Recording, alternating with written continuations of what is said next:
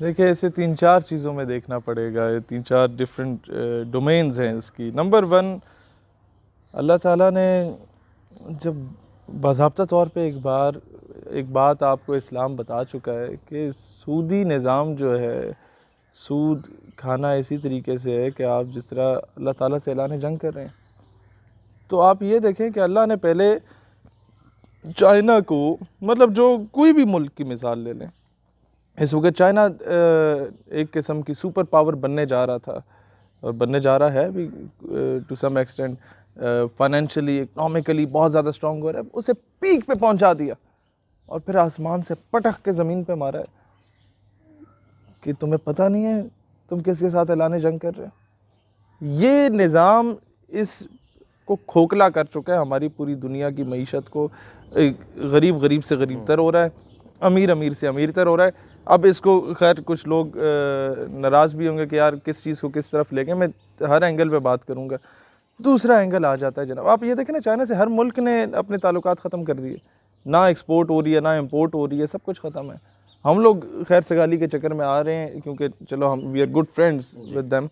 दूसरी बात, यूईहार के मुसलमान 2 मिलियन मुस्लिम्स, अभी भी ये चीज़ मैं नहीं इस पूरे वसूख के साथ कह पा रहा, लेकिन इंटरनेशनल मीडिया कह रहा है और हम लोग खामोश रहे। इमरान खान से भी पूछा गया तो उसने कहा नहीं जी मैं इस पर काम करूँगा, उसने ओपनली कोई बात नहीं की।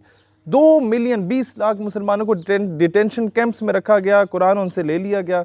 वही कुछ जो पहले किसी दौर में रशिया में हुआ था, अज़रबैजान में हुआ था। इन मुल्कों में इस्लाम को ख़त्म करके कॉमनिज़म को फ़रोग़ देने की बात की गई, या किसी और किस्म की खुराफात को इंट्रोड्यूस कराने की बात की गई। आज मुसलमान पे जुल्म हो रहा था, वहाँ पे कोई बात लीक आउट नहीं होने दी जा रही थी।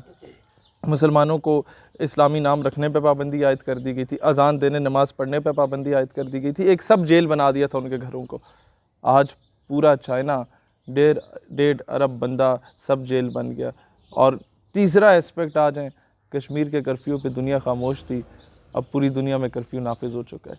चौथे एस्पेक्ट पे आ जाएं, ये बायोलॉजिकल वॉर हो भी सकती है और अमेरिका और ये चाइना कॉम्पिटिटर्स थे आपस में, और America can go to any extent, वो कुछ भी कर सकता है, जो मदर ऑफ ऑल बॉम्ब्स गिरा सकता है, जो हिरोशिमा नागासाकी पे एटम बम गिरा सकता है, जो mother of all bombs Afghanistan में गिरा सकता है, जो मासूम 12-14 साल के 150 बच्चों को शहीद कर सकता है बाजोड़ के ड्रोन स्ट्राइक में, जो इराक़ में 12,000 बम गिरा सकता है, जो ईरान को मसमार कर सकता है, जो सीरिया लिबिया लेबनान को कर सकता है। ये एक ऐसा दरिंदा है, ऐसा हैवान है जो जिससे आप किसी भी किस्म के वाहियात किस्म के काम की तवक्को रख सकते हैं। लेकिन बात यह है कि लगेगी आग तो आएंगे घर कई जद में। यहाँ पे सिर्फ हमारा मकान थोड़ी है, सैकड़ों अमेरिकन हैं जो इसका जद में आ चुके हैं कोरोना वायरस की, और 200 के करीब तो वहाँ फौत भी हो चुके हैं। और ये चीज़ अभी फैलेगी, और चाइना अगर तो ये प्रूव करने में कामयाब रहा कि जनाब वाकई अमेरिका ने ये वॉर उस पर इम्पोज की है, तो चाइना की 1.5 अरब आबादी है और वो प्योर नेशनलिस्ट हैं, अपने मुल्क से प्यार इश्क की हद तक करने वाले लोग हैं।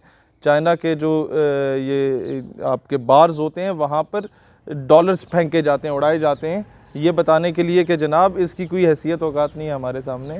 तो ये दूसरा एस्पेक्ट भी है। तो चाइना बदला लेगा, ये अपने बंदे शंदे भेजेगा वहाँ किसी न किसी तरीके से, और वहाँ पर करेगा अमेरिकन मीडिया भी वो खैर फेंक चुका है वापस, अमेरिका को वापस कर चुका है कि ये बड़ा नेगेटिव मीडिया रिपोर्टिंग कर रहा है। और मैं इसके साथ साथ ही पाकिस्तान से भी कहता हूँ, ये BBC CNN और ये BBC उर्दू को उठा के बाहर फेंको।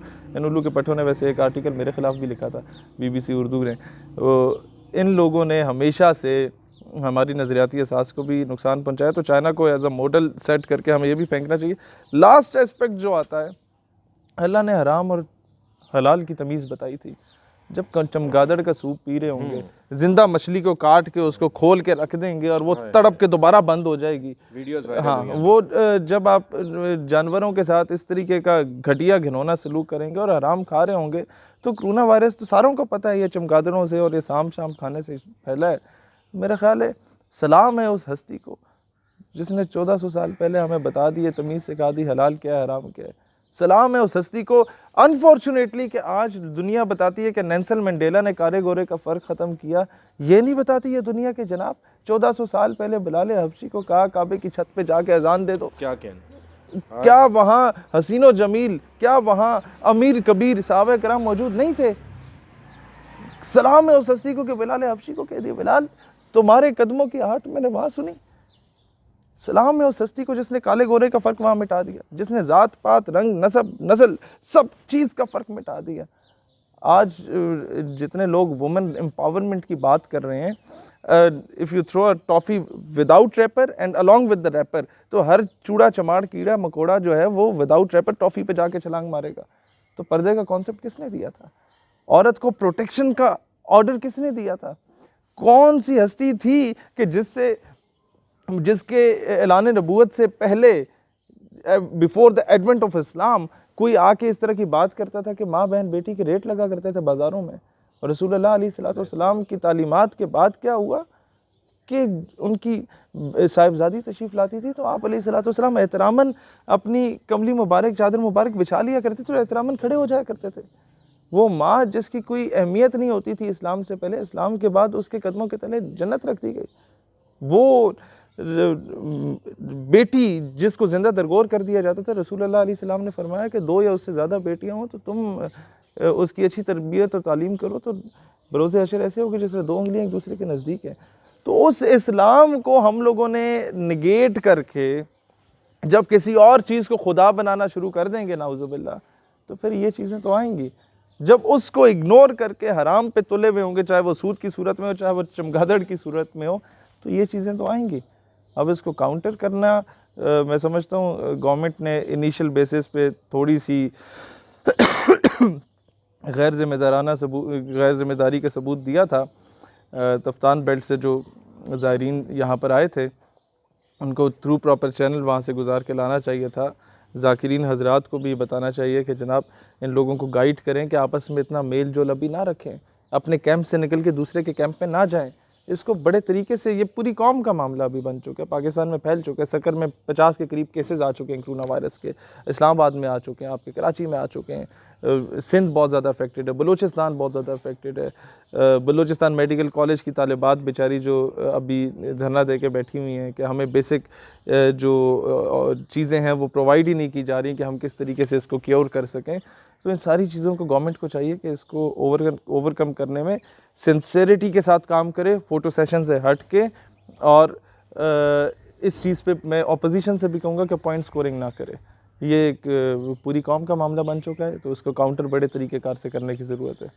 इसमें एक पॉइंट ये भी आता है कि आज से 1400 साल पहले आका करीम ने हमें बता दी थी, तो अब चाहे वो बीमारी आती हाँ, जिस तरह आपने फरमाया था कि किसी अगर इस तरह की कोई वबा आती है तो जहाँ पे वहीं ठहर जाओ जी और वहाँ से ट्रैवल ना करो दाएं बाएं।